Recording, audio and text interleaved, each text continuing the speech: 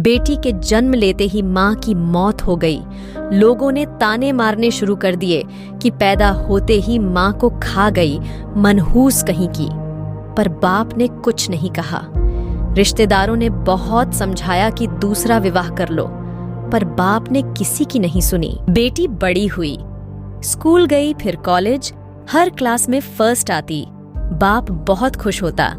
इसका बेटी अपने पिता के साथ खेत में काम करवाती और पढ़ाई भी करती।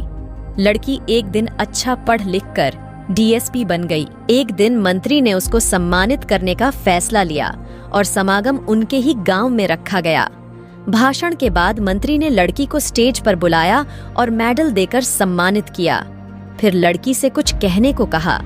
लड़की ने माइक पकड़ा और कहा, मैं आज जो भी हूँ अपने पिताजी की वजह से हूँ, जो लोगों के ताने सहकर भी मुझे यहाँ तक ले आए।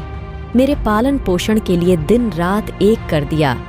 मैंने माँ नहीं देखी और न ही कभी पिता से कहा कि माँ कैसी थी, क्योंकि अगर मैं पूछती तो पिता को लगता कि शायद मेरे पालन पोषण में कोई कमी रह गई। मेरे लिए मेरे पिता से बढ़कर कुछ नहीं। बाप सामने लोगों में बैठकर आंसू बहा रहा था।